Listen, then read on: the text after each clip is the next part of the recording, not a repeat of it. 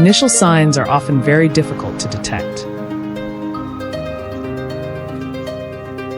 The farm owner may only notice that the number of poultry or small livestock gradually decreases over time without any clear cause.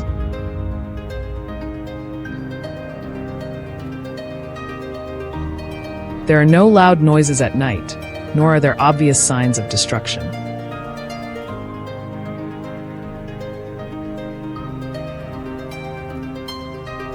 However, along the fences or around the barns, small footprints begin to appear, forming relatively straight and consistent trails.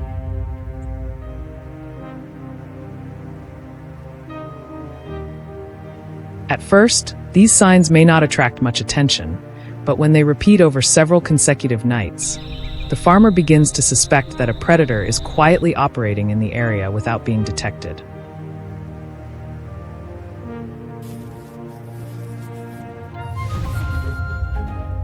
With closer observation, it becomes clear that the presence of coyotes is not a one-time occurrence, but a repeated pattern.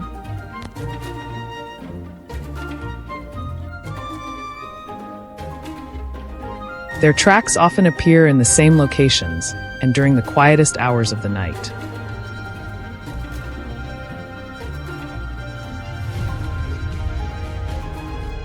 Cameras may capture them moving low to the ground, fast, and almost silently before disappearing.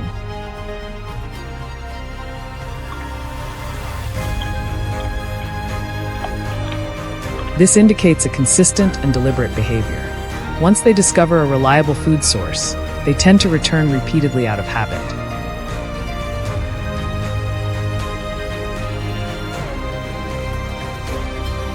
Without timely intervention, the level of damage can gradually increase and become more difficult to control.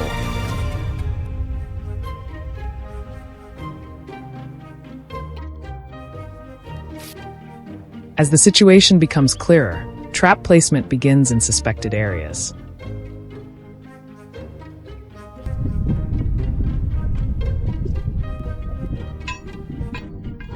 Locations such as near fences, along narrow trails, or in dense vegetation are often prioritized, as these are common paths used by coyotes.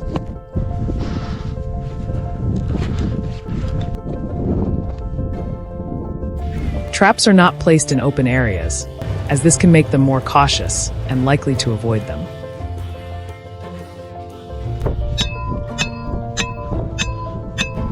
During the setup process, bait is already incorporated to enhance attraction.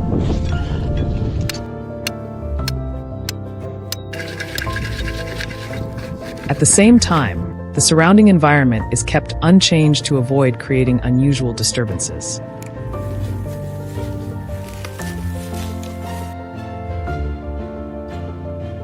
Choosing the right location plays a crucial role in the overall effectiveness of the control process.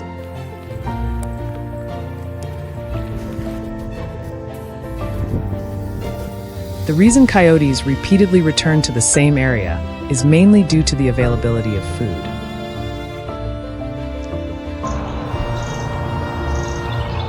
As natural habitats shrink, they are forced to search for food closer to human settlements.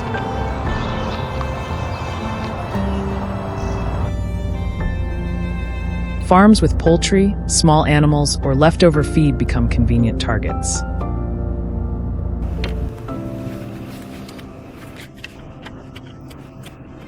Once a stable food source is identified, coyotes remember the location and return multiple times along familiar routes.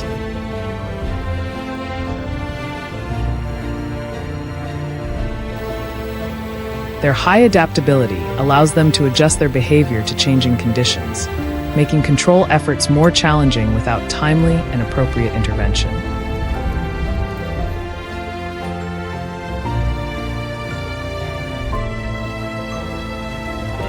After the traps are set, coyotes continue to follow their usual movement patterns.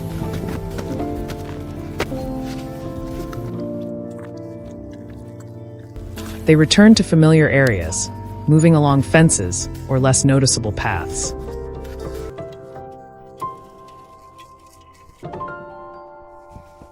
These routes are often used repeatedly and rarely change unless there is a significant external disturbance.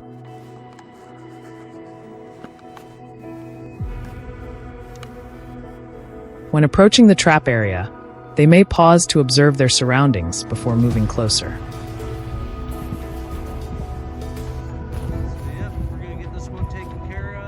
However, the scent of bait and the familiarity of the environment gradually draw them in, creating favorable conditions for the trap to work more effectively. Alright guys, we're out here guys, this is the After some time, trap inspection is carried out either early in the morning or late at night, when the environment is quiet and easier to observe.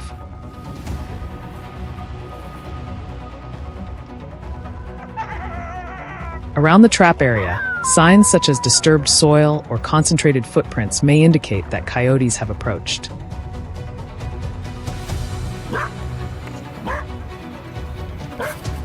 Based on these observations, the farmer can assess the effectiveness of the trap placement.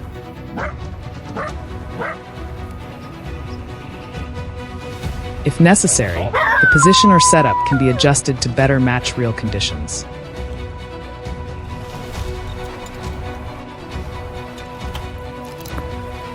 Regular inspection ensures that the control process remains continuous and produces clearer results over time.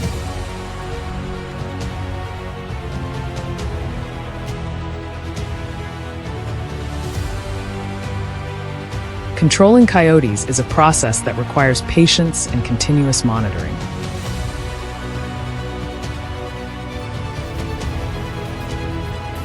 When their behavior is well understood and traps are placed correctly, effectiveness gradually improves.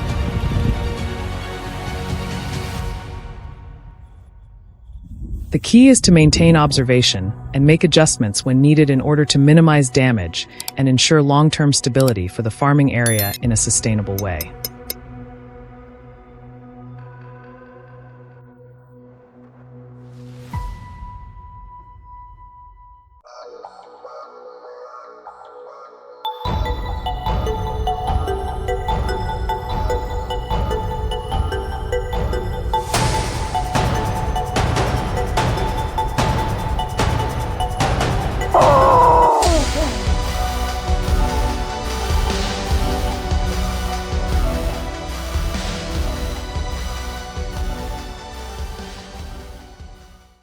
Losses exceeding $800,000 in a short period, enough to make any farmer hesitate.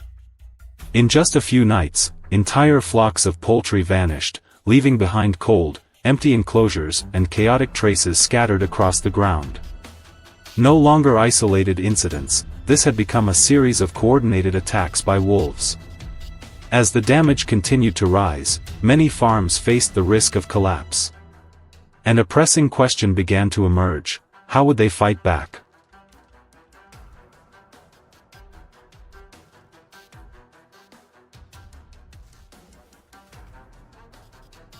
At first, everything seemed like a minor nuisance.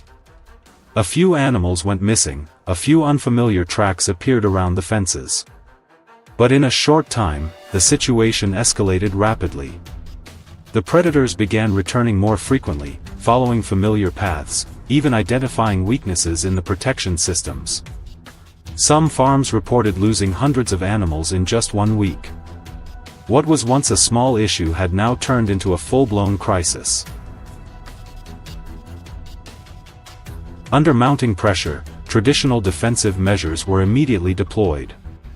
Fences were reinforced, protective nets were installed more densely, and warning devices were put into use. However, their effectiveness only lasted for a short time. The predators quickly adapted, changing their approach, even finding ways to bypass what seemed like the safest barriers. A true battle of wits began to take shape.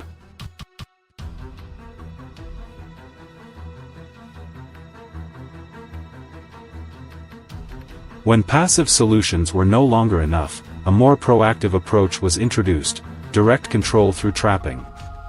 But this was far from an easy decision. The method has always been accompanied by intense debate over humaneness and safety.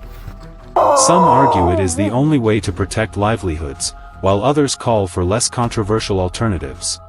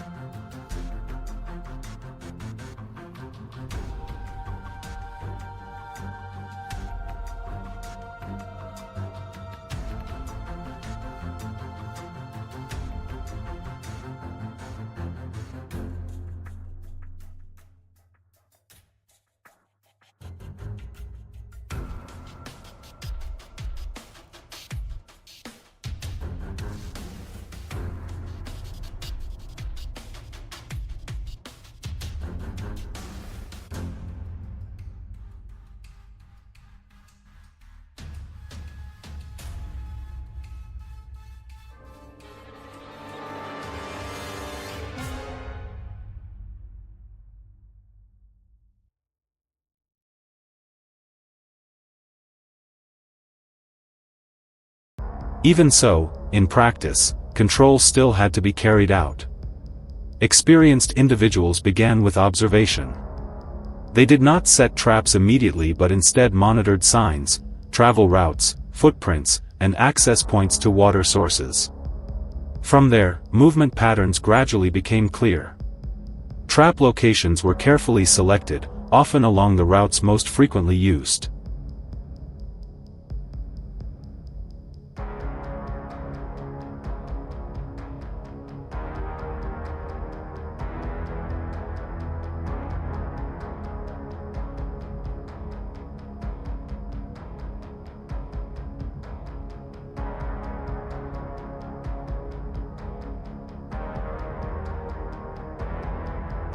The setup process was carried out with high precision.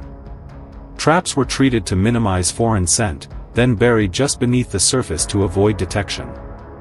Anchoring stakes were driven deep to ensure stability. Bait was placed strategically, often combining strong scents with natural cues to increase attraction. Every detail was carefully calculated, as even a small mistake could cause the entire plan to fail.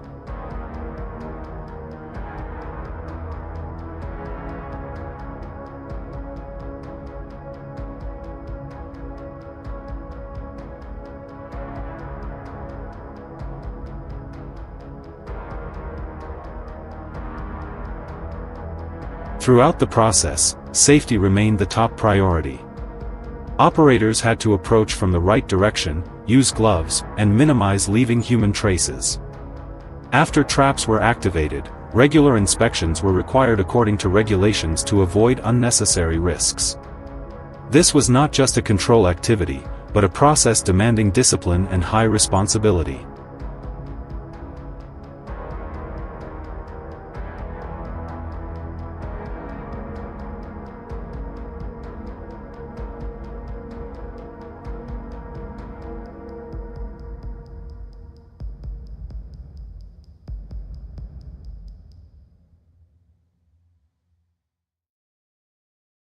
Over time, these efforts began to show results. The number of attacks gradually declined, and losses became more manageable. Some reports indicated a significant reduction in farm intrusions. At the same time, the number of participants in legal control efforts increased, showing that this was no longer an isolated effort but a coordinated system.